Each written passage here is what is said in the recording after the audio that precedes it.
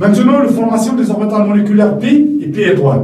Comme on l'avait dit, donc les orbitales moléculaires, les orbitales atomiques restent, parce que là, pour l'instant, alors si je prends par exemple les deux atomes avec trois axes, je représente les orbitales atomiques qui sont axiales. Donc vous avez la NS, vous avez donc la PZ, ça c'est le sens CZ, d'accord, moins, et il nous reste les orbitales atomiques, donc la même chose ici, NS et PZ.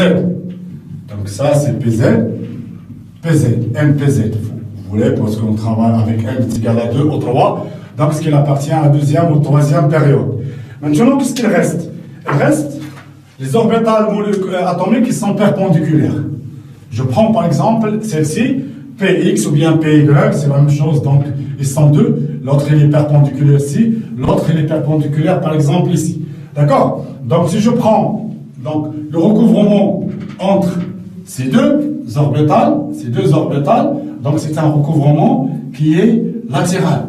Il va nous donner par exemple pi. Par exemple, si je prends ça, c'est px, donc ici on va obtenir, donc ici npx, par exemple 2px ou bien 3px, il va nous donner npx, tout simplement on la note px, d'accord? Bien sûr, py, c'est la même chose. Le recouvrement entre ces deux orbitales aussi, qui sont perpendiculaires ici,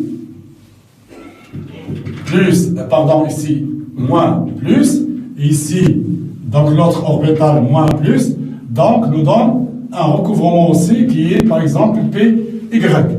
D'accord? On va le voir ici. Donc, les deux orbitales, recouvrement latéral, c'est un recouvrement qui se fait latéralement par rapport à l'axe qui traverse les deux noyaux. Alors, recouvrement latéral liant, c'est très simple, regardez le schéma. Donc, par exemple, vous avez Px, Py, d'accord? Donc, vous avez Px, Py qui donne Px ou bien Py. Donc, le plus avec le plus, si vous approchez, donc si on a un recouvrement liant, on va avoir un nuage ou une probabilité qui est très importante en haut, une probabilité très importante en bas. D'accord? Et bien sûr, donc, on va avoir donc, la forme suivante. Notez Px ou bien Py. Pour l'expression mathématique, c'est très simple. Donc ici, on a la même chose pour écrire l'expression mathématique.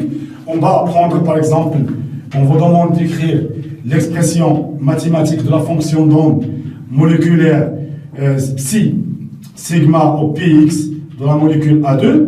C'est égal, je commence toujours par écrire la combinaison linéaire phi, donc n px de A plus B, N, Px, de A'.